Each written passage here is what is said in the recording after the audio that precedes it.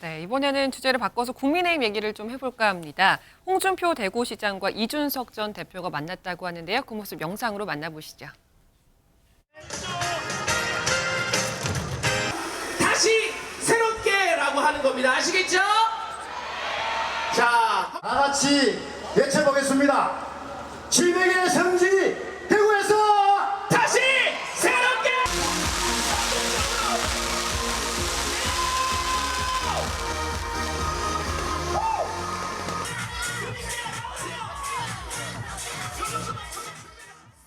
네, 관계 회복이 상당히 어려울 것 같던 두 사람이 만났습니다. 대표적인 비윤계 인사로 분류가 되니까 두 사람이 만난 게 총선 앞두고 비윤 세력 연대에 나선 것 아니냐 이런 해석 나오더라고요. 어떻게 보세요? 근데 뭐 그림상으로 그렇게 보여지겠죠. 근데 사실 저렇게 성사된 게 이준석 대표가 홍준표 시장에게 차나 한잔 하자고 했더니 무슨 차냐? 저 치맥 축제니까 맥주나 한잔 하러 와라 해서 저렇게 되는 것 같은데 저는 그렇게 봐요.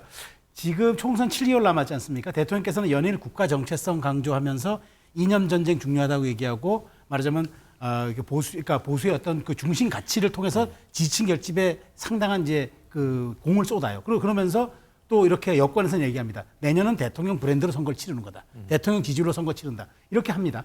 근데 이제 정당 입장에서는 당장 후보를 내고 국민의 이제 표를 얻어야 되는 이런 입장에서는 그런데도 불구하고 저희가 아까 말씀드렸지만 중도 외연 확장성을 무시할 수가 없지 않습니까?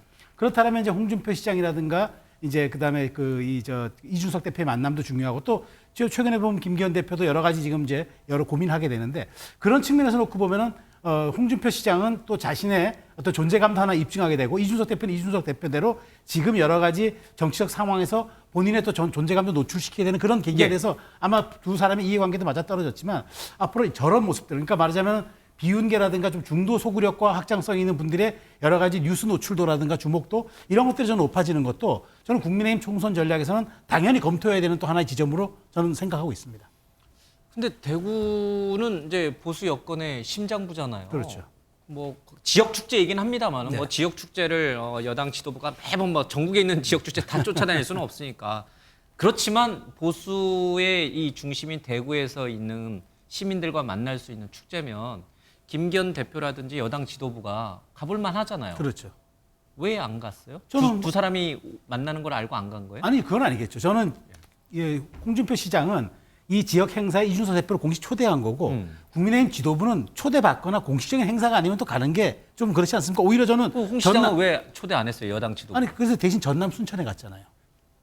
그래서 조금 더 많은 보수의 심장을 버리고 적군의 심장으로 그렇죠. 간다, 보수의 심장은 말 그대로 적군이란 말은 좀 부적절합니다. 집토끼 아니겠습니까? 우리가 흔히 하는 표현대로면 우리의 고정 지지층이니까 조금 더 우리가 외연 확장 가능할 수 있는 호남이라든가 중도 소구력 있는 지역을 가는 게 지도부의 입장에서는 전략적인 선택인 거죠. 집토끼는 비윤계에게 맡기고 나는 민주당의 텃밭인 나는 순천으로 가서 호남표를 찾겠다. 이게 치밀한 전략이었군요. 예. 동의하세요? 그런 전략이었습니까? 일단 그 비주류 입장에서 동병상련의 심정이 좀 있었다고 보고요. 홍준표 지금 대구시장은 그 징계 상태이지 않습니까? 그런 측면도 있고 그래서 내년 총선에 영향력을 발휘하기 좀 어렵고요. 이준석 전 대표는 뭐 내년 총선도 중요하지만 정치적 미래를 보면 이 두 사람의 입장에서는 대통령하고 가까이 가는 형태를 통해서 다음 정권을 재창출할 가능성이 없습니다. 그러니까 5년 단임제 대통령은 대통령하고 가까이 가 있던 정치 후계자가 성공하는 경우가 거의 없습니다. 예를 들면 이명박 박근혜 대통령도 서로 완전히 차이가 있었고요. 김대중 노무현 대통령도 김대중 대통령이 마저 못한 정치개혁이라는 구호를 노무현 대통령이 들고 나오면서 새로운 바람을 일으켰거든요. 그러니까 지금 현재 볼 때 윤석열 대통령 쪽에 홍준표 뭐 시장이나 이준석 대표가 가까이 가서 할 이유가 없습니다. 그런 측면에서 비주류들의 연대도 모색할 겸 응수타진도 하고 또 우리 살아있다 이런 걸 보여주려고 의도를 가지고 저렇게 대중에게 공개했다 이렇게 생각이 듭니다. 네, 말씀하신 것처럼 그 김기현 대표는 천하람 당협위원장을 만났잖아요. 네. 이렇게 되면 정말 뭐 호남 끌어안기, 개파 통합 이런 걸 노리고 만났다고 볼 수 있겠죠, 김기현 대표가. 호남 끌어안기를 지금 하고 있습니까, 국민의힘이? 예전에 이준석 대표나 김종인 비대위원장 때 광주 5.18 묘역을 가서 정말 그때는 저도 좀 감동을 받았습니다.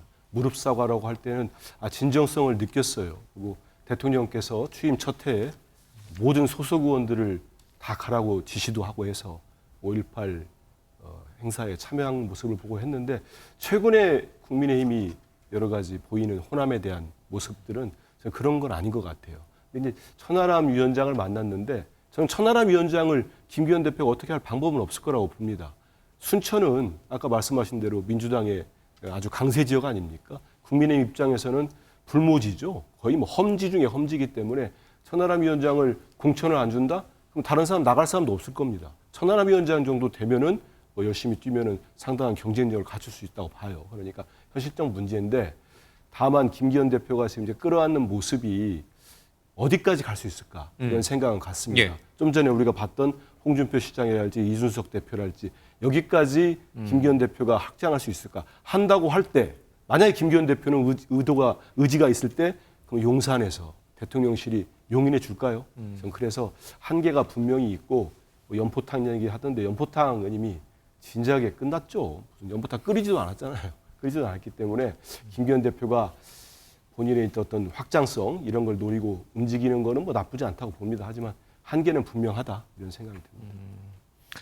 천하람 위원장이 이제 이준석계로 분류가 되잖아요. 그러니까 김기현 대표가 천하람 위원장과 이렇게 만난 거는 천하람 위원장까지는 그래 뭐 좋다 말씀하신 대로 뭐 순천이라고 하는 험지에 나갈 다른 사람이 있는 것도 아니니까 그렇다 해서 천하람 위원장까지는 공천 오케이.